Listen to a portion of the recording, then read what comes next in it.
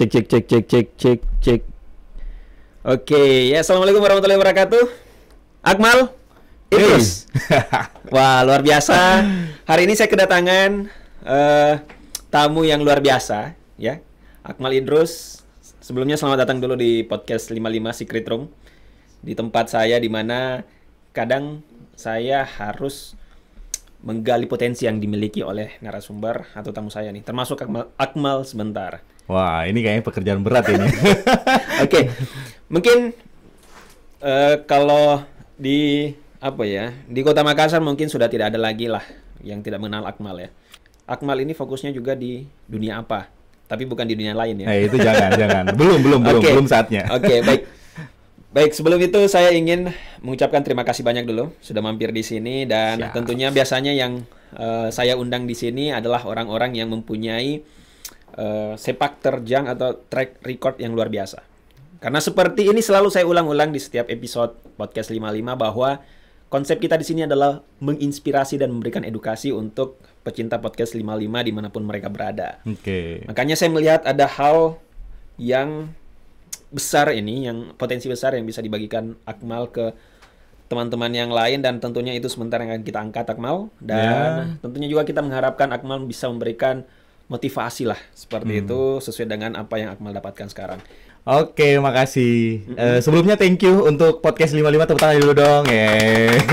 Terima kasih banyak juga ya sudah mengundang saya. Ini sebenarnya sesuatu yang sangat membanggakan buat saya sebenarnya karena diundang dan sebenarnya kalau menginspirasi semoga ia menginspirasi. Amin. Tapi saya tidak akan membuat kata-kata yang menginspirasi, cuman hanya mungkin bercerita apa yang pernah saya jalani. Pengalaman saya. Nah, itu yang penting. Ya tadi mungkin kayak gini ya, Jabal, banyak yang sering melihat kayak wah Akmal Idrus enak nih misalnya kan, punya kerjaan terus kerjaannya itu bisa dibilang di depan banyak orang dan percaya diri gitu kan. Nah itu nggak semudah itu gitu berada di fase itu misalnya.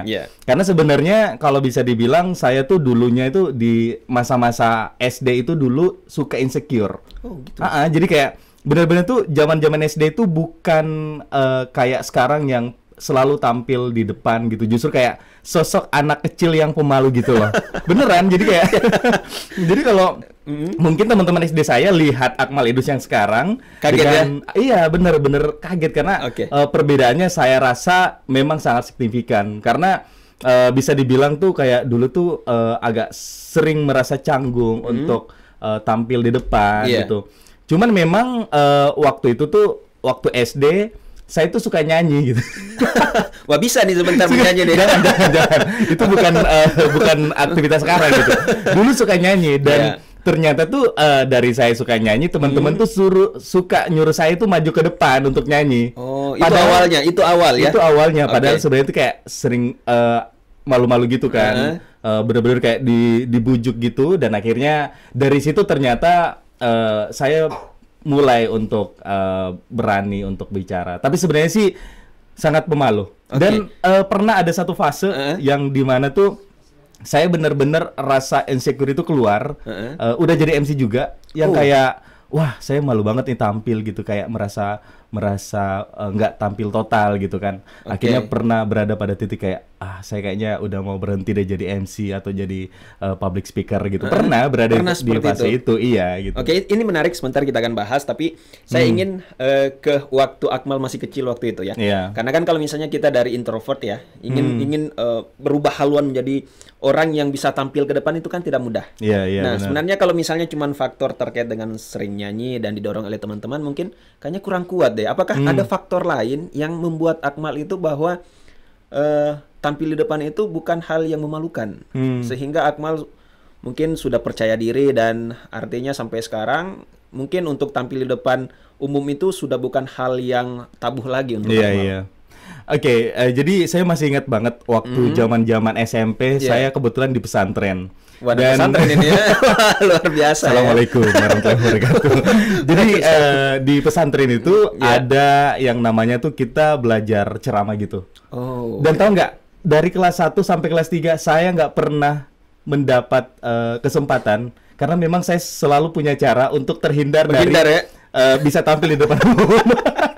Oke. Ini benar-benar fakta. Ini benar-benar fakta. Jadi tuh kayak selama misalnya gini kelas 1 gitu semua tuh punya waktu berurutan. Ini waktu ini ya setara dengan SMP ya. SMP waktu itu. Jadi kita sebenarnya punya satu waktu untuk kita tuh digilir untuk semua yang ceramah. Untuk ceramah, belajar ceramah gitu kan. Dan yang hadir itu dari kelas 1, 2 dan 3 dan dikumpulin di masjid. Dan saya benar-benar tuh kayak itu satu hal yang paling saya hindari. Benar-benar tuh kayak itu tuh kayak masalah gitu buat saya untuk lihat jadwal itu pun kayak susah gitu kan. Jadi kayak banyak alasan dan alhamdulillah. Tapi memang waktu itu Akmal menghindar karena memang canggung di depan orang, ataukah memang materi ceramahnya tidak siap ini atau seperti apa waktu itu? Lebih kepada nggak suka jadi pusat perhatian. Jadi jujur aja saya itu bukan tipe orang yang sebenarnya itu suka jadi pusat perhatian, jujur aja. Jadi contohnya gini, kalau zaman kuliah saya telat, terus pintunya itu kan di bagian depan. Saya mending nggak masuk dibanding masuk jadi pusat perhatian. Beneran. Jadi kayak orang tuh nggak tahu kalau saya itu punya kepribadian itu sebenarnya. Tapi orang lihat percaya diri karena saya juga kan nge-MC. Kalau MC udah ada ekspektasi kita pasti bakalan dilihat banyak orang gitu kan. Jadi mau nggak mau sebenarnya harus siap ya. Harus siap. Tapi kalau misalnya kayak di tongkronan atau lagi ngumpul, saya bukan tipe orang yang suka orang-orang tuh melihat ke saya gitu. Justru kayak saya tuh kayak di luar tuh pengen tuh orang nggak ngeliat ke saya sebenarnya. Oke, berarti bisa dikatakan Akmal ini orangnya profesional ya. Artinya memang kalau khusus kerjaan, mau tidak mau memang artinya menjadi pusat perhatian itu adalah wajib. Tapi kalau di luar itu Akmal tetap menjadi pribadi yang betul-betul Akmal yang sesungguhnya. Benar. Sampai sekarang. Sampai sekarang. Jadi saya tuh bukan tipe orang yang suka kayak misalnya nih ke kafe terus pas baru masuk jadi pusat perhatian kayak diliatin gitu. Itu bukan seneng tapi merasa lebih kayak risih gitu, kayak aduh kenapa ya gitu. Jadinya tuh kayak tiba-tiba panik, ada yang salah nggak ya dari saya. Jadi itu yang orang nggak tahu sebenarnya. Orang cuma taunya tuh orang yang tampil di TV atau orang yang sering nge-MC pasti udah siap dengan mata orang melihat kita. Padahal sebenarnya nggak seperti itu juga, karena sometimes kita punya saat dimana kita tuh nggak mau diperhatiin gitu. Betul. Kayak gitu kan? Betul. Dan tentunya memang apa yang dilihat oleh orang di luar sana itu hanya kulit-kulitnya saja yang mereka tahu. Benar. Makanya di sini kita membongkar sedikit mal. Makanya kita itu ada namanya secret room juga. Jadi setidaknya bintang tamu kita itu bisa memberikan sedikit rahasia, bukan aib ya, tetapi rahasia yang bersifat positif yang bisa dibagikan ke teman-teman podcast 55 seperti itu. Nah, itu tapi sebentar Akmal. Nanti kita tektokan soal harga. Satu rahasia berapa? Bisa dibicarakan. Itu gampang sih. Yes, lah. Cuan. Baik. Itu kan tadi waktu Akmal masih SMP ya. Artinya memang untuk berbicara di depan orang itu masih agak-agak canggung dan memang mungkin masih ada rasa takut begitu berbicara depan orang. Waktu masih SMA, apakah hal yang seperti itu juga masih dirasakan atau sudah ada keinginan begitu bahwa saya juga bisa tampil di depan ini, saya juga bisa memberikan artinya pernyataan yang bisa saya bagikan ke orang banyak begitu dan lain sebagainya.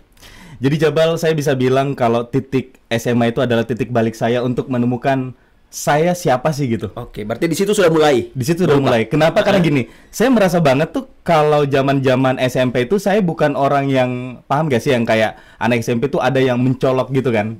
Nah, saya tuh enggak, justru yang benar-benar normal-normal enggak aja. Kelihatan, justru kalau bisa dibilang tuh yang enggak kelihatan gitu. Kalau ini ada tidak sih? Iya, kayak gitu kan. Jadi kayak enggak kelihatan kalau saya punya potensi misalnya tuh kayak jadinya tuh selalu jadi option yang terakhir gitu kan. Tapi akhirnya saya keluar dari pesantren dan masuk SMA, otomatis kan kehidupan SMA yang baru. Iya, SMA 8 Makassar. Jadi di SMA 8 itu benar-benar saya berusaha untuk bagaimana memulai sesuatu itu yang lebih baik. Jadi kan saya sudah menyadari nih, wah saya ini kayak zamannya itu kayak kudet gitu kan. Nggak berteman juga, kayak bergaul juga nggak terlalu gitu kan. Jadi saya punya mindset kayak, oke, ini saya pindah sekolah, otomatis saya akan menentukan saya akan dikenal seperti apa. Jadi tuh kayak zaman-zaman SMA memang starting dari nol gitu loh. Kayak saya benar-benar jadi diriku sendiri yang pengen ketawa gitu, yang dulu mungkin kayak kalem gitu kan. Apa yang membuat Akmal berpikiran seperti bahwa saya harus merubah ini kebiasaan karena mungkin kebiasaan yang sebelum-sebelumnya itu mungkin ada sedikit kesalahan di sana. Sebenarnya kalau bisa dibilang zaman-zaman SMP itu, zaman-zaman dulu itu bukan sebuah kesalahan, tapi lebih tepatnya tuh kayak ternyata hidup dan kita gini-gini aja tuh nggak asik gitu kan.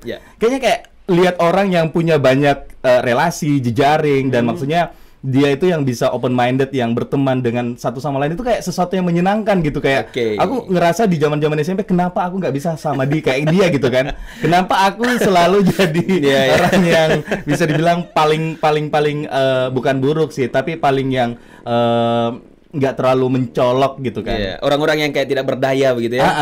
Ya nggak berdaya juga sih. Cuman dari situ sih, jadi kayak zaman SMA ya udah kayak karena saya jadi gini, yang SMP kan teman SMP ku semuanya lanjutnya di sekolah yang sama. Otomatis saya benar-benar sendiri kan. Jadi kayak masuk ke lingkungan baru, saya pasti harus mempresentasikan siapa saya gitu. Dan saatnya untuk saya bisa mengenali diri saya dengan cara yang saya mau.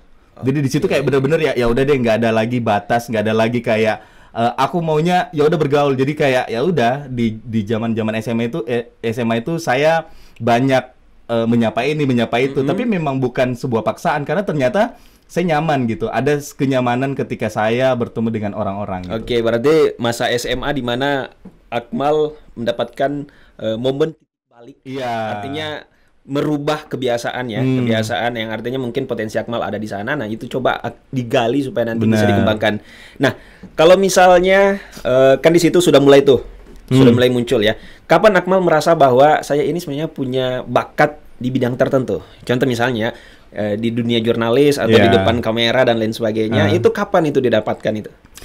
Jadi ini sebenarnya kita ingat banget, aku ingat banget gitu kan. Waktu zaman SMA itu, zaman SD itu kita kan sering nonton berita. Jadi tuh kayak kita kan nonton TVRI kan zaman-zaman dulu kayak wah keren banget nih kerja di TVRI gitu kan. Lihat orang-orang baca berita tuh kayak sesuatu yang emes gitu kan.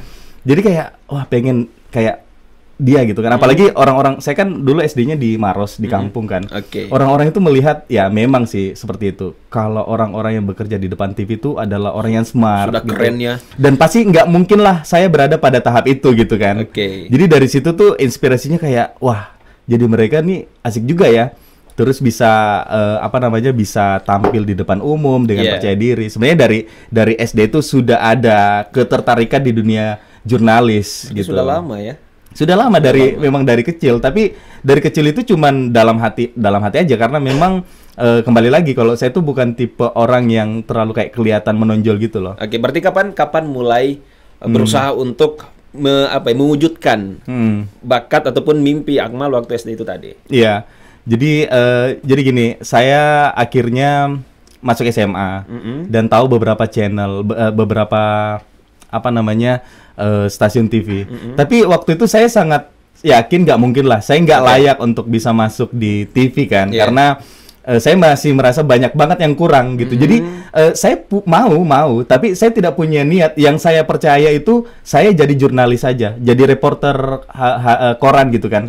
Kenapa? Karena itu nggak butuh penampilan yang oke gitu kan. Waktu itu belum pede. Jadi kayak ya udah deh kayaknya yang cocok buat saya tetap di dunia jurnalis. Saya jadi reporter aja. Akhirnya daftar di Harian Fajar waktu itu 3 kali baru lolos. Iya dari situ, tapi dari situ juga sebenarnya udah mulai kayak ngemsi kan di acara-acara kampus dan segala macam. Terkait dengan basic pendidikan Akmal, apakah ada tidak sedikit yang mengena ke sana? Yang kayak gimana? Contoh misalnya basic pendidikannya Akmal. Pendidikan. Ada tidak di sana tuh? Saya bukan dari ilmu komunikasi. Nah, ini penting nih ya. Artinya memang bakat itu tidak bisa dilihat hanya fokus di disiplin ilmu. Betul. Sama kayak saya Akmal ya. Saya bukan orang broadcasting dan tidak ada sangkut pautnya sedikit pun ke sana, tapi tentunya kita mempunyai potensi yang bisa dikembangkan. Sama juga mungkin Akmal ya. Ya, tentunya ini juga mungkin bisa sedikit masukan untuk para pecinta podcast 55. Kalau misalnya memang kita mempunyai bakat di bidang tertentu, kita jangan terlalu berada di zona nyaman sesuai dengan disiplin ilmu. Cobalah kita keluar mencari apa kira-kira yang bisa kita buat. Nah, tentunya ini juga bisa menjadi inspirasi dan Akmal juga bisa membuktikan itu. Benar. Jurusannya Akmal apa? Hukum. Hukum. Tapi tahu nggak? sebenarnya kenapa saya memilih ilmu hukum? Oke. Karena yang pertama adalah jadi gini. Saya harus kuliah di negeri waktu itu. Karena wajib karena keluarga saya bilang, pokoknya kalau kamu nggak kuliah di negeri, kamu masuk kuliah swasta, kamu bayar sendiri. Waduh, parah juga ya. Iya, jadi akhirnya tuh kayak ya udah berarti harus kuliah. Dan kenapa saya memilih ilmu hukum? Saya menghindari matematika. Bener, saya menghindari matematika. Tidak suka hitung-hitung. Jadi sebenarnya bukan karena kayak saya mau jadi pengacara gitu, zaman-zaman dulu. Jadi yang pokoknya masuk dulu deh, kuliah dulu deh, gitu kan. Saya harus kuliah dulu deh. Daripada nganggur gitu kan, terus di swasta juga nggak dibiayain kan. Jadi nggak mau saya harus pilih jurusan yang bisa dibilang tuh potensial gitu kan buat saya masuki. Jadi saya lihat wah ini ilmu hukum nih nggak ada matematika nih misalnya. Lebih banyak menghafal ya. Lebih banyak menghafal, jadinya masuk ke situ. Nah ternyata pas saya masuk di Fakultas Hukum di semester awal. Barulah saya melihat peluang di dunia yang saya suka, dunia jurnalis. Berarti sebelum pemilihan jurusan Akmal itu saya belum tahu, jadi belum tahu ya. Kalau misalnya sudah tahu pasti ambil jurusan komunikasi waktu itu. Iya, jadi gini, kayak saya kan sebenarnya zaman SMA udah sering ikut lomba kayak majalah didik gitu dan yang ngadain juga memang media-media. Jadi sudah beririsan dengan itu gitu kan. Cuman saya kembali lagi bahwa saya ini nyari jurusan yang memang tuh potensial untuk saya mendapatkan duit gitu kan. Karena saya rasa tuh kayak jurnalis ini lebih kayak hobi gitu kan, belum tentu dulu ya belum tentu gitu. Jadi masa depan ya. Iya, dulu mindsetnya kayak gitu ya. Maksudnya kayak zaman-zaman SMA kayak wah masa saya sih cari berita gitu kan. Itu zaman-zaman SMA gitu. Jadi makanya kenapa pilih hukum. Tapi ternyata di saat-saat awal itu semester 3 Fajar itu buka lowongan. Oke, di situ baru join ya. Barulah mulai melangkahkan kaki di dunia jurnalis dan ternyata nyaman sampai hampir 5 tahun di koran. Oke, 5 tahun di koran itu bukan waktu yang singkat loh, Akmal. Ya lumayan. Jadi kayak jadi di saat anak-anak kuliah itu kayak bener-bener hangout, nongkrong. Akmal kerja. Cuman ya saya tuh lebih kayak apa ya, kerjanya tuh memang kerja yang aku nikmatin gitu. Maksudnya kayak ini adalah tuntutan dalam tanda kutip keuangan misalnya ya. Ataukah memang Akmal suka dengan profesi seperti itu karena begini loh, banyak sekarang mahasiswa ataupun anak-anak muda itu untuk bekerja itu ya sudah nanti sajalah setelah lulus. Tapi Akmal ini bekerja masih bisa dikatakan di awal-awal semester sudah bekerja seperti itu. Apakah memang waktu itu Akmal suka kerja atau memang ada tuntutan ekonomi waktu itu? Jadi karena waktu itu memang cuma cari pengalaman.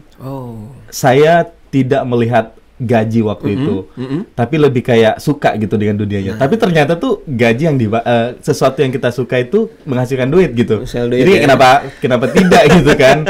Karena mungkin saya akhirnya kan karena memang harus mengorbankan waktu bersama teman-teman kuliah, tapi tergantikan dengan saya bertemu dengan relasi-relasi.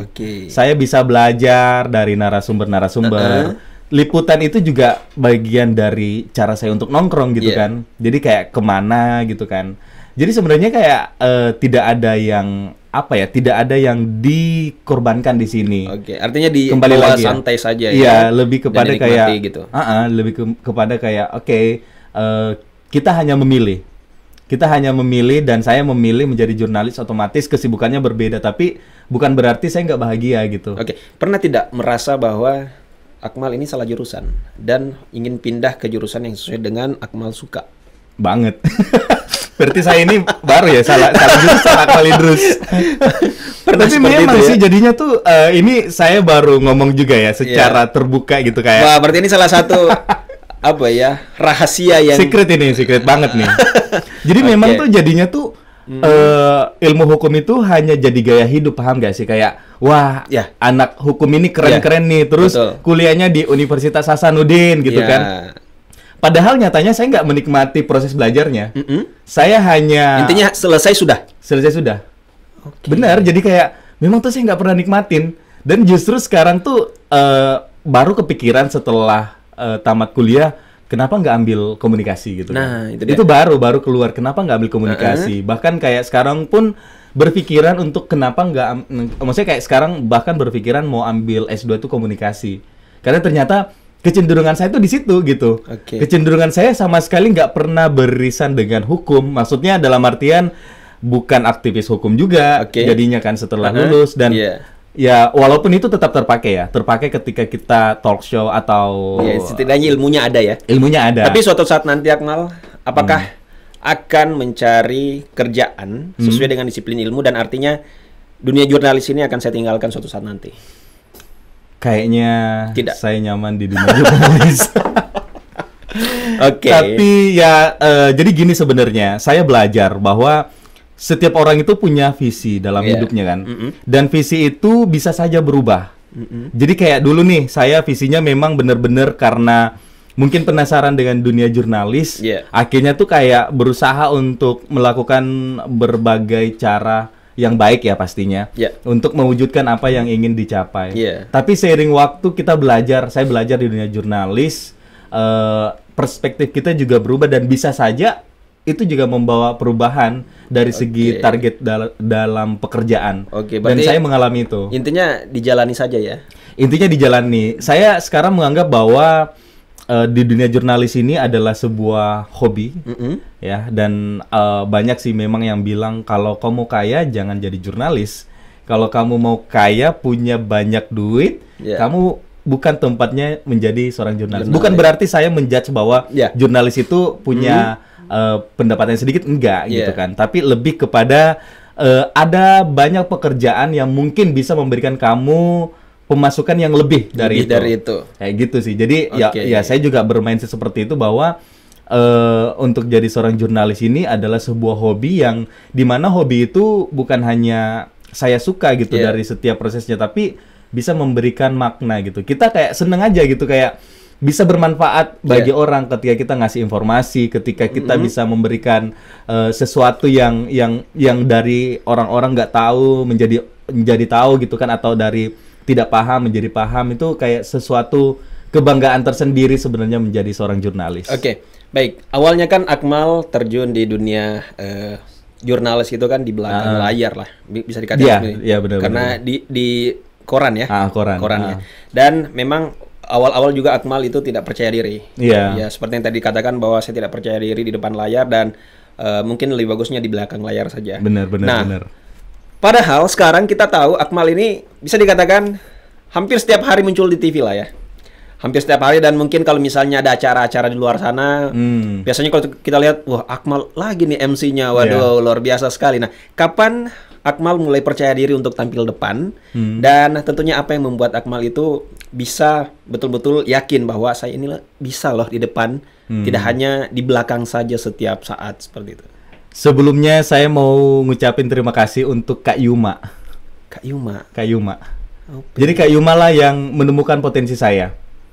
Yang saya benar-benar waktu itu tuh, ini orang cuman basa-basi atau gimana sih? Kenal Kak Yuma di mana? Jadi Kak Yuma waktu itu sudah, jadi saya kan di koran. Masih satu grup dia di radio. Habis itu radio sama TV merger, otomatis dia juga udah bagian dari TV kan. Saya resign waktu itu di koran. Karena saya dipindahin dari reporter menjadi di bagian lain lah yang sebenarnya nggak ada, yang kurang bersinggungan dengan dunia jurnalis sebenarnya. Dan itu Akmal tidak terlalu suka. Dan saya merasa bahwa itu bukan dunia saya gitu kan. Walaupun dari segi salary gitu kan sebenarnya sangat-sangat mencukupi. Wah, ini luar biasa loh ya. Artinya memang kita kerja apa yang kita nyamani begitu. Nyaman, benar. Jangan lihat bahwa salarinya tinggi meskipun kita tidak nyaman, ya sudah kerja saja. Nah, itu tidak boleh seperti itu ya. Karena saya pernah merasakan jadinya tuh kayak terpaksa. Aduh, kapan nih tanggal 1 gitu kan. Di pikirannya pasti hanya itu. Iya benar, kapan nih liburan, kapan nih tanggal 1 kita liburan. Jadi kayak pikirannya tuh ke situ gitu. Jadi kita nggak menikmati prosesnya. Dan kembali lagi bahwa kita yang paling tahu apa kebutuhan diri kita. Karena akhirnya gini, teman-teman atau mungkin keluarga yang melihat bahwa itu tuh udah jadi sebuah tempat yang baik untuk bekerja. pasti mindsetnya ngapain keluar, itu kan udah enak. Nah, betul. Ya kan? Betul. Cuman saya kembali lagi bahwa saya yang memahami diri saya sebenarnya. Bukan berarti bahwa pendapat orang-orang itu buruk, tapi saya kembalikan ke diri saya, dan akhirnya saya dengan bulat memutuskan untuk keluar. Ya. Nah, setelah keluar itu, saya ketemu sama Kak Yuma. Di situ pertama kali ketemunya? Udah pernah ketemu, ya? tapi setelah resign akhirnya dia bilang, kamu sekarang di mana? Saya bilang, oke, saya sudah resign dari koran sebelumnya gitu kan, karena udah merasa bukan tempat yang tepat buat saya. Mungkin ada orang lain yang bisa mengisi itu lebih tepat. Terus dia bilang, bisa sebut merek kan? Oke.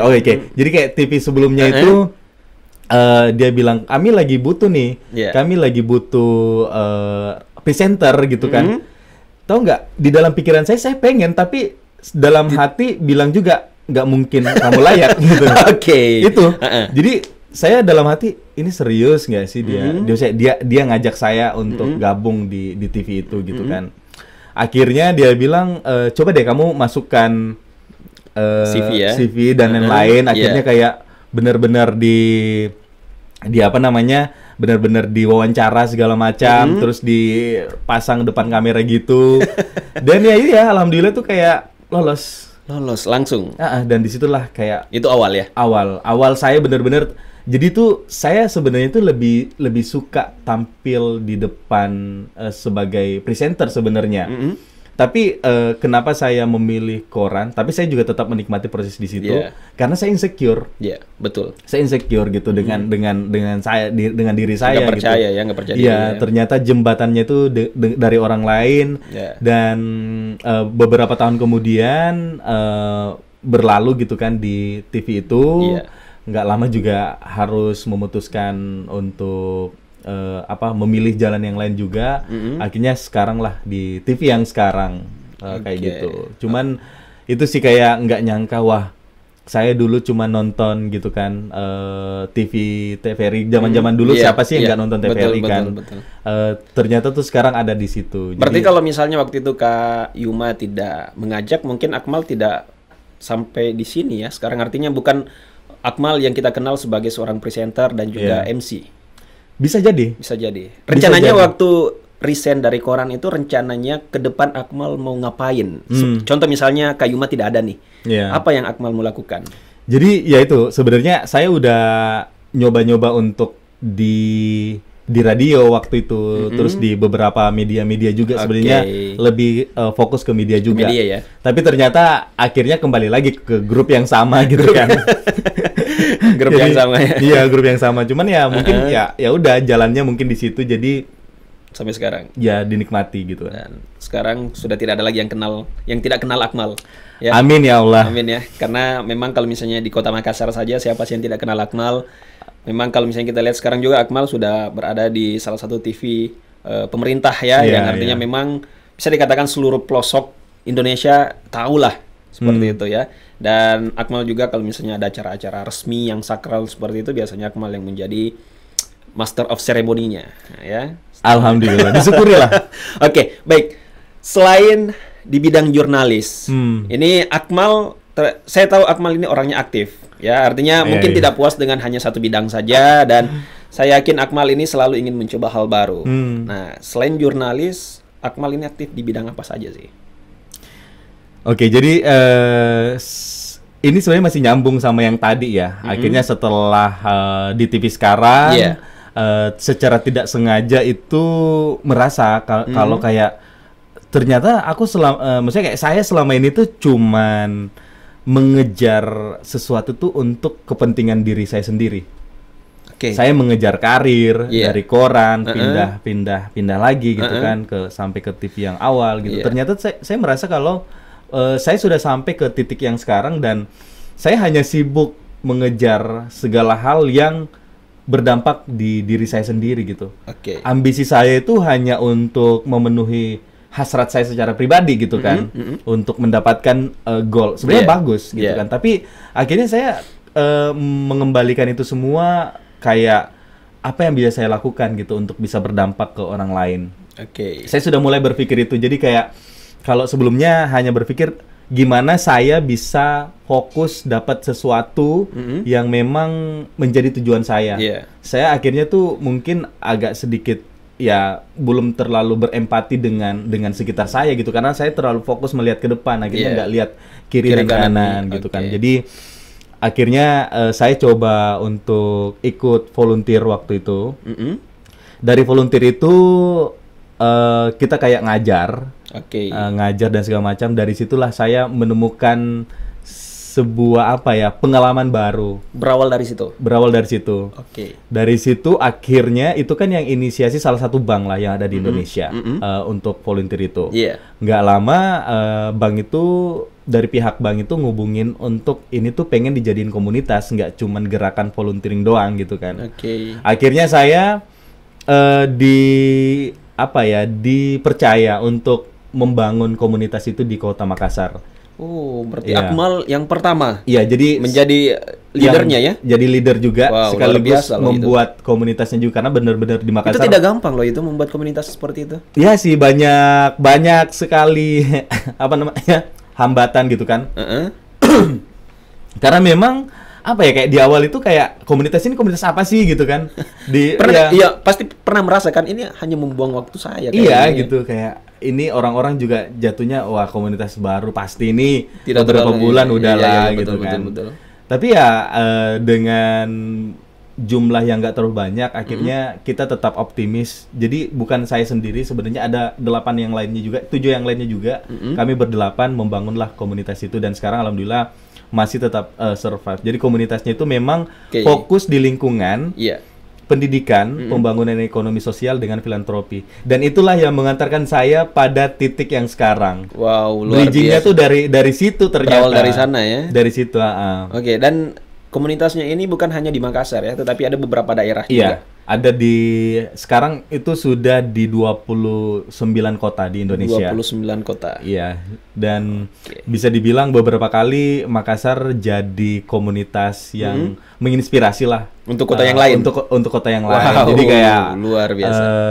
Ya, maksudnya patut disyukuri bahwa ternyata kita yang di Makassar ini juga kalau memang bersungguh-sungguh, walaupun awalnya itu kita nggak dianggap bahwa ini sesuatu gitu kan, ternyata bisa menjadi sesuatu gitu. Ini kan gitu. Dalam bentuk volunteer ya. Artinya memang kalau misalnya kita mengharapkan imbalan dan lain sebagainya itu mungkin urusan belakangan dan kemungkinan besar tidak ada sama sekali.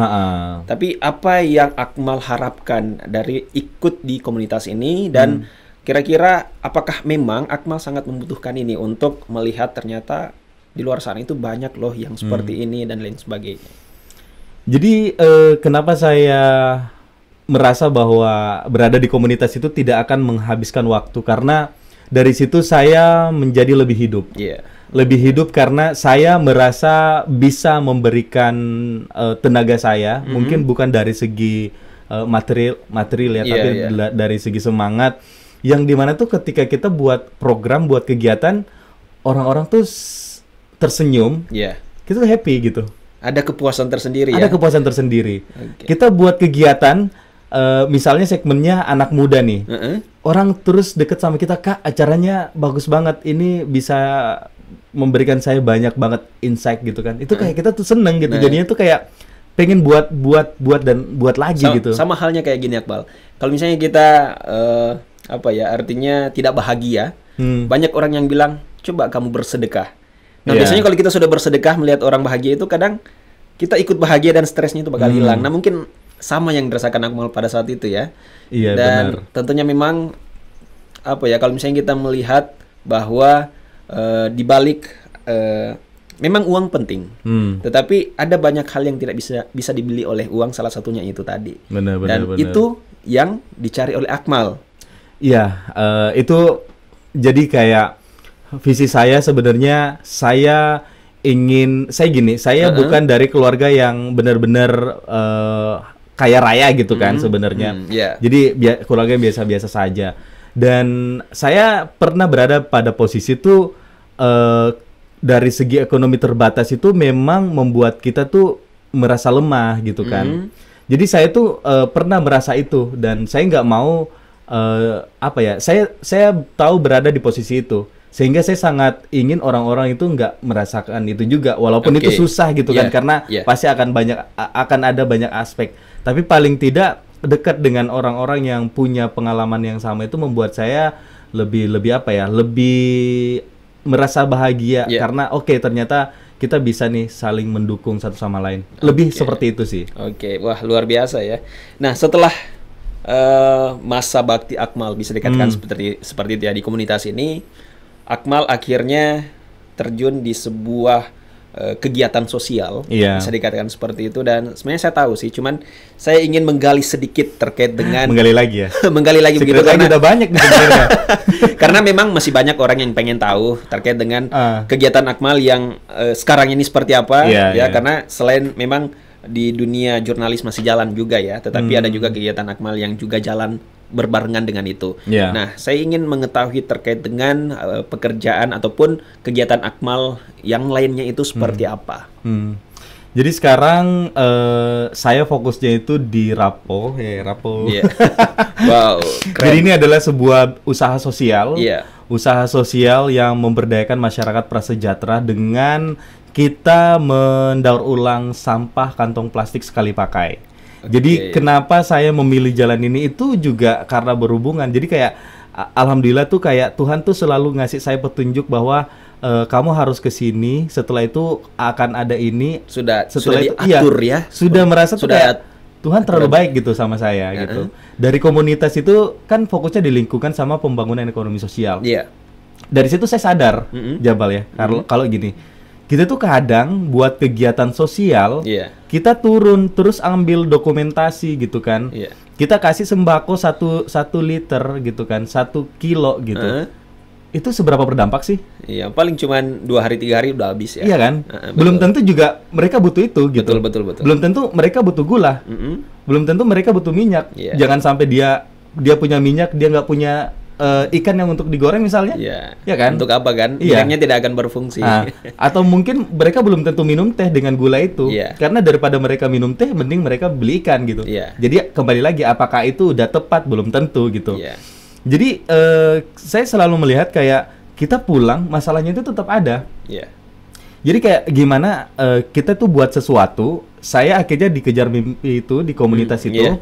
Akhirnya tuh banyak belajar gitu kan tentang lingkungan, tentang pembangunan ekonomi sosial dari kegiatan-kegiatan yang kita lakukan.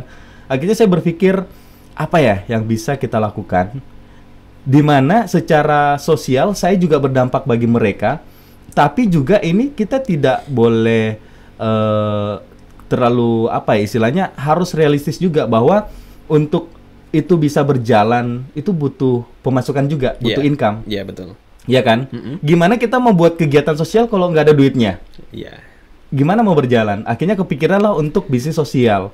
Jadi sebenarnya bisnis sosial ini yang saya jalani itu berada di tengah-tengah antara, jadi kan kita tahu ada volunteering ya, sosial. Ada volunteernya ya. Terus ada konvensional bisnis.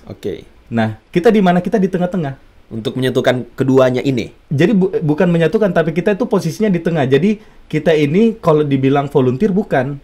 Tapi kalau dibilang bisnis juga bukan 100%. Kenapa? Karena kalau volunteer kan benar-benar non-profit. Non-profit. Sementara kita ada profitnya. Ada profitnya dari kalau kita lihat konvensional kan bisnis, dia ngejarnya itu revenue. Duit doang kan. Tapi itu tujuan bisnis. Kalau kita enggak, kita lihat kembali lagi bahwa apakah bisnis ini berdampak bagi mereka?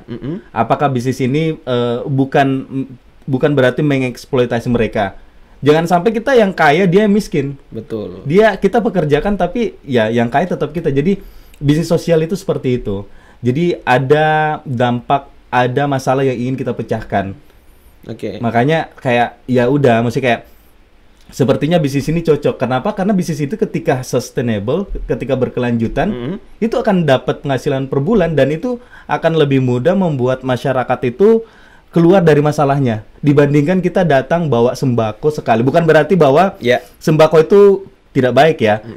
Itu bagus. Tapi takut membantu mereka. Salah sasaran ya. Iya, tapi jangan sampai kurang bagus gitu kan. Kalau saya ya, itu saya pribadi ini mungkin akan jadi pandangan yang berbeda-beda setiap orang, dan saya menghargai, saya tidak memaksakan orang untuk mengikuti cara pandang saya, ya kan? Betul. Dan begitupun sebaliknya. Jadi saya cuman bercerita dari perspektif saya seperti itu. Bukan merasa lebih bagus gitu dengan apa yang saya lakukan, Jabal sih. Gitu. Tentunya ini kan tidak jauh-jauhnya dari ini ya, artinya bagaimana kita bisa bermanfaat untuk orang banyak. Nah, seperti yang Akmal tadi sampaikan bahwa bentuk sosial yang dilakukan Akmal ini adalah mendaur ulang. Nah, kenapa memilih plastik? Kenapa memilih plastik? Nice. Jadi gini, aduh kita relaksasi dulu. Ini nggak kerasa udah berapa menit ya, lagi asik ngobrol. Ini soalnya jarang banget loh. Saya cerita perjalanan hidup saya itu dari runut dari kecil sampai sekarang ya. Sampai ke titik sekarang itu jarang. Oke, jadi kenapa memilih plastik? Yang pertama, sampah kantong plastik itu adalah masalah kedua. Jadi kalau kita lihat jumlah sampah yang ada di TPA ataupun di seluruh dunia itu memang plastik itu di urutan kedua. Jadi yang pertama itu memang sampah sisa makanan. Sisa makanan ya. Ya, itu yang paling pertama dan yang kedua adalah plastik. Masing-masing sampah ini punya masalah. Ya kan? Tapi itu yang kita pakai, sekali pakai kita cuman beli gitu kan minuman terus dipakai itu berapa sih 5 menit atau contohnya nih plastik kemasan gitu kan kita pakainya berapa kali sih kerupuk-kerupuk misalnya makannya berapa kali sih kita kenyangnya berapa lama sih tapi itu bertahan di lautan itu sampai berpuluh-puluh tahun gitu bahkan kita udah nggak ada di bumi ini itu masih ada di bumi gitu kan jadi kayak gitu itu masalahnya karena Makassar adalah kota pesisir. Ya kan? Kita kota pesisir yang dimana tuh kemungkinan sampah untuk jatuh ke laut itu lebih besar kemungkinannya. Padahal kita ini adalah daerah pesisir yang mengonsumsi ikan-ikan. Tahu nggak ada penelitian yang dilakukan di Makassar bahwa 23% itu sampah jadi ikan-ikan itu sudah mengonsumsi plastik ya, yang dibuang oleh masyarakat ya. Iya, benar. Orang mungkin lihatnya mana mungkin ikan makan plastik. Jadi plastik itu jadi mikroplastik. Jadi yang benar-benar tuh nggak kasat mata itu walaupun hancur itu tidak hilang. Jadi tetap ada di lautan. Sampah kantong plastik itu tetap atau plastik itu tetap ada di lautan dan itulah yang dimakan sama ikan-ikan gitu. Jadi bermula dari situ. Nah, kalau misalnya kita lihat ya, tentunya sebelum Akmal mungkin sudah banyak. Mungkin ada komunitas sosial di luar sana yang memang sudah mengkampanyekan bahwa bagaimana cara mendaur ulang plastik supaya bisa mengurangi polusi lingkungan ya khususnya untuk di plastik. Nah, untuk Akmal sendiri apa yang menjadi pembeda dengan yang sudah ada sebelumnya? Jadi kami tidak bilang bahwa ini benar-benar sesuatu yang baru. Dan kita sangat senang ketika sudah ada orang yang bergerak di isu yang sama. Karena sosial bisnis ini salah satu yang mau dipecahkan juga dari segi lingkungan. Semakin banyak yang bergerak di situ juga semakin masif dan semakin bagus. Jadi kita juga terinspirasi, kita pasti sudah pernah lihat tas-tas dari daur ulang. Betul. Tapi kembali lagi, kamu pede nggak pakai itu ke mall? Pede nggak pakai itu ke kampus atau kemana? Kalau itu udah didaur ulang, terus itu udah pakai effort gitu, udah pakai tenaga. Pertanyaannya itu jadi apa? Kamu pakai nggak? Belum tentu kan? Jadinya apa? Jadi sampah lagi. Jadi sampah lagi ya kan? Sudah pakai tenaga, jadinya sampah doang gitu kan? Jadi dari situ sih. Jadi dari situ kita berpikir mau fokus di plastik. Terus mungkin sekarang masih fokus di satu jenis plastik, tapi ke depan kita akan lebih masif lagi. Tapi kenapa sih kita akhirnya memilih sampah kantong plastik kan dari banyak jenis sampah. Jadi kita harus paham ya bahwa sampah plastik itu ada banyak jenis. Betul. Ada botol, ada saset gitu kan, kemasan-kemasan makanan dan minuman. Terus ada juga sampah kantong plastik. Kenapa kita akhirnya ya udah deh kita starting dari satu persatu lah. Kalau kita paling kita nggak bisa memecahkan semua masalah sekaligus. Dan kita bukan berarti hadirnya kita benar-benar akan merubah atau membuat bumi ini menjadi lebih baik gitu kan. Belum tentu juga gitu. Paling tidak ada langkah yang bisa menginspirasi orang dan maksudnya ya sedikit besarnya apa yang kita lakukan itu berdampak pasti. Itu pasti berdampak.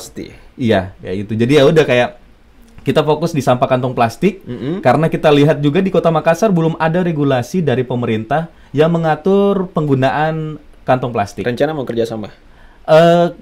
Kita pasti berpikiran ke situ.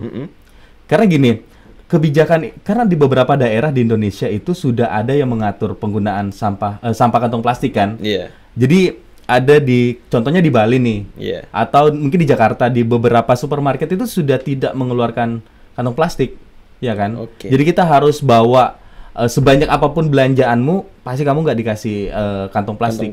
Jadi kita harus bawa sendiri ataupun beli reusable bag gitu kan. Nah di Makassar itu belum, padahal setiap hari itu menggunung. Sebenarnya gini, toh ada beberapa momen di mana kita nggak bisa menghindar dan pasti menggunakan plastik. Ada momen tertentu, bukan berarti kayak kita benar-benar lepas dari plastik. Sekarang apa sih yang nggak diplastikin, buah aja yang harusnya nggak usah dibungkus plastik, jadinya dibungkus plastik juga kan. Betul. Jadi paling nggak tuh kayak itu tuh sebuah langkah gitu kan, karena kebijakannya juga belum ada dan itu terus menumpuk. Sebenarnya gini, kalau sampah plastik itu yang sudah terpakai itu dimaksimalkan, sebenarnya sah-sah aja. Asalkan itu nggak sekali pakai. Gitu. Yang salah tuh kalau kita pakai sekali pakai habis itu buang. Jadi sebenarnya kalau memang kamu mengonsumsi sampah, bertanggung jawablah dengan sampahmu. Harusnya didaur ulang, bisa jadi eco brick. Nah, kita buat jadi tas, tapi memang fokusnya di sampah kantong plastik dulu. Karena yang pertama dari segi kebijakan, coba deh ke pasar, ya kan? Ke pasar beli kebutuhan dapur, ya. Kamu bisa dapat berapa kantong plastik? Cabenya lain, tomatnya lain, itunya lain. Bisa bayangin itu satu orang, ya kan? Belum lagi kita ke supermarket. Belum lagi kita singgah di toko kelontong gitu kan. Bisa bayangin kalau kita hitung, kita bisa pakai plastik berapa per hari? Kali orang, kali hari. Nah, berapa ya? Dalam setahun, wow, luar biasa. Jadi juga dari kebiasaan itu kita lihat ini potensial banget gitu kan. Dan jadi potensial jadi masalah. Iya nggak sih, kayak memang tuh mengurangi masalah kita, tapi menguranginya berapa menit sih? Kita padahal kadang juga ada produk yang nggak harus pakai plastik. Tapi tetap diplastikin. Karena mungkin plastik itu simple ya. Simple, padahal sebenarnya juga aduh, masih gini, kalau itu plastiknya tuh dipakai berulang-ulang mungkin akan juga ya. Paling tidak nggak lebih cepat, tapi ujung-ujungnya juga tetap turun ke laut. Tapi itulah makanya sebenarnya yang paling bisa dilakukan adalah mereduce, reuse dan recycle. Kalau kita nggak bisa, jadi kita kurangin dulu nih. Ya kan, kita menghindari dulu. Tapi kalau memang harus itu, contohnya mungkin mau beli apa gitu, obat atau apa, pasti kan ada plastiknya. Gimana kita mereuse, apakah itu bisa di-reuse lagi gitu kan. Kalau misalnya kayak contohnya tuh yang selai itu kan kadang botol-botolnya itu kan bisa dipakai lagi, di-reuse lagi gitu kan. Digunakan untuk yang lain ya. Digunakan lagi. Intinya tidak langsung dibuang. Nggak langsung dibuang. Ataupun kalau nggak bisa di-reuse ya di-recycle. Sebenarnya itu recycle itu ada di tahap ketiga ketika kita tidak bisa melakukan ini yang dua itu gitu. Kayak gitu. Jadi yang sekarang sebenarnya gini, ketika semua sampah plastik digunakan dengan bertanggung jawab, itu di-recycle dan benar-benar tidak dibuang langsung sembarangan gitu kan, itu sebenarnya tidak ada masalahnya. Tidak akan menjadi sebuah masalah besar ya. Pasti dampaknya ada, tapi bukan tidak seperti sekarang. Karena kalau dilihat datanya sekarang itu untuk recycle sampah kantong plastik secara menyeluruh ya, sampah plastik itu hanya 11% dari 100%.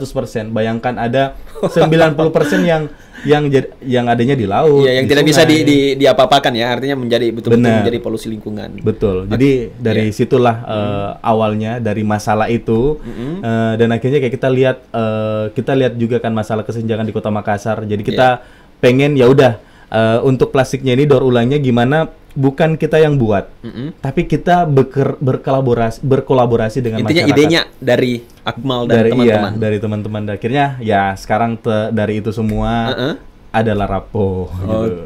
Tantangannya Akmal, ini kan tidak mudah ya. Tidak mudah tentunya bagaimana untuk menuangkan ide. Kira-kira ini plastik mau diapakan dan lain sebagainya, itu seperti apa sih di awal-awal? Mungkin sekarang kan sudah ada ya, sudah ada gambaran bahwa akan dibuat seperti ini dan lain sebagainya. Tapi di awal-awalnya pasti itu butuh tantangan. Nah, kira-kira seperti apa nih? Mungkin Akmal bisa sedikit cerita. Jadi gini ya, bisa dikatakan untuk jenis sampah plastik yang lain itu udah banyak yang bergerak. Tapi untuk sampah kantong plastik specifically ke situ itu masih kurang di Indonesia. Bahkan ketika saya riset gitu kan, nyari ini bisa diapain sih, saya kurang banget dapat insight dari Indonesia. Justru tuh banyaknya tuh dari luar ya? Dari luar, dari Mesir, dari mana. Apakah memang di negara kita ini belum terlalu apa ya artinya punya perhatian khusus di apa ya, di sampah plastik ini, ataukah memang apa ya artinya masih kurang orang yang peduli dengan itu? Sudah banyak orang peduli, tetapi lebih banyak lagi yang nggak peduli. Oke. Sudah banyak yang peduli, tapi lebih banyak lagi yang nggak peduli. Itu poinnya. Itu poinnya. Jadi kayak gimana ya? Memang masih kurang di Indonesia. Jadi kayak kemarin tuh kayak ini diapain sih, harus trial and error juga. Karena memang itu tuh saya riset dari luar, gitu kan. Di Indonesia tuh masih kurang sekali yang memanfaatkan sampah kantong plastik untuk diolah. Padahal sampah kantong plastik ini lebih cepat kemungkinan untuk menjadi mikroplastik karena dia cepat hancur. Hancur belum tentu hilang dari bumi ya. Belum tentu hilang. Belum beda dengan misalnya tumbuhan itu tuh benar-benar terurai kan. Ini enggak. Itu cuma jadi serbuk-serbuk kecil yang cepat atau lambat akan memenuhi, bukan memenuhi tapi ya merusak lingkungan laut gitu kan. Betul. Buang di sungai tetap ke laut juga. Apa sih muaranya nggak ke laut sekarang? Ya kan? Jadi pasti ujung-ujungnya ke laut ya. Jangan berpikir ini kok saya buang di sungai kok gini. Ujungnya kemana? Ke laut juga. Pasti. Danau ke laut juga. Pokoknya semua tuh ya pasti ada korelasinya gitu kan. Jadi dari situ sebenarnya challenging banget dari awal, kayak wah ini harus dibuat nih. Jadi kayak akhirnya punya mimpi gitu kan, kayak gimana produknya ini benar-benar produk yang dipakai. Bukan cuman, jadi gini, dari awalnya kita cuman buat produk daur ulang deh, pasti orang beli gitu kan karena kasihan. Ini ramah lingkungan. Ternyata dari situ tuh berkembang gitu, kayak kita tuh mau orang-orang beli produknya Rapo itu dari daur ulang karena mereka butuh, mereka pakai dan mereka suka. Jadi memang kita ngarahnya bukan hanya orang yang peduli lingkungan, tapi even mereka itu nggak peduli banget sama lingkungan, lihat produknya jadi tertarik juga, dan secara tidak langsung itu tuh akan memberikan dampak ke lingkungan juga dan ke masyarakat juga. Jadi itu kayak tujuan. Jadi kalau bisa dilihat kayak produk-produk kita akhirnya kita juga nggak fokus ke fast fashion.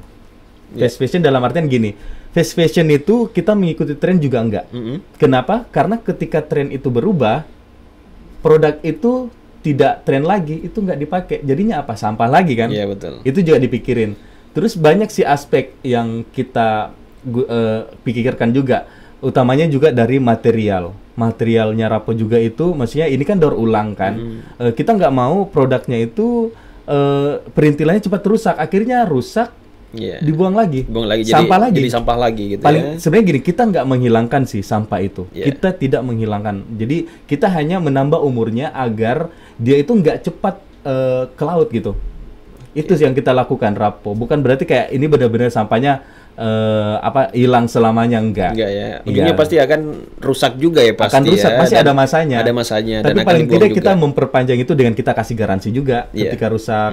Terus juga memang material-materialnya juga kita pakai yang ramah lingkungan juga. Jadi memang kayak tantangan banget sih Jabal, dan saya bersyukur mengembangkan produknya ini di Bali. Jadi risetnya itu memang harus bolak-balik Makassar dan Bali, karena jujur akhirnya kami menemukan kalau Makassar itu untuk penerima manfaatnya di sini, tapi konsumennya itu orang di sini sudah banyak yang peduli, tapi lebih banyak yang nggak peduli.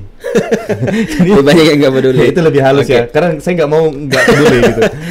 Salah satu tantangan kalau misalnya saya lihat ya, Akmal ya, kan kita ini bisa dikatakan bahwa setiap tahun itu brand pasti kecenderungan anak-anak muda untuk mencintai sebuah brand atau model itu pasti akan berubah juga. Pasti. Nah, tentunya kalau misalnya kita melihat juga bahwa tampilan produk yang ada itu tidak akan bertahan selamanya. Setiap tahun mungkin akan ada yang berubah dan lain sebagainya.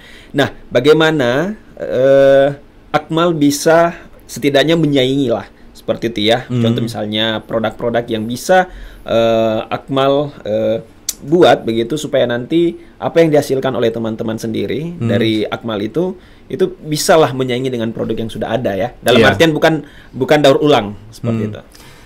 Ini menarik. Jadi kita tuh benar-benar banyak riset. Bayangin coba, dari Rapo berdiri itu di Juni 2019, baru kita bisa launching di Juni 2020. Juni 2020. Satu tahun untuk pengembangan produk. Jadi kita trial and error, kita prototypingnya di riset lagi. Bahkan sebelum kita buat prototyping di riset dulu kebutuhannya apa, orang suka apa, dan yang paling penting tuh kita buat produk kita banyak mendengarkan.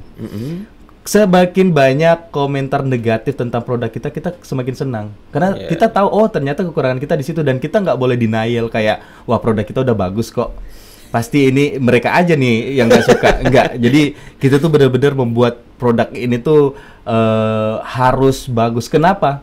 Ini tuh bukan bisnis konvensional. Jadi gini, ada masyarakat yang bekerja di dalamnya. Ketika kita nih udah buat produk itu nggak laku karena nggak disukai konsumen, gimana?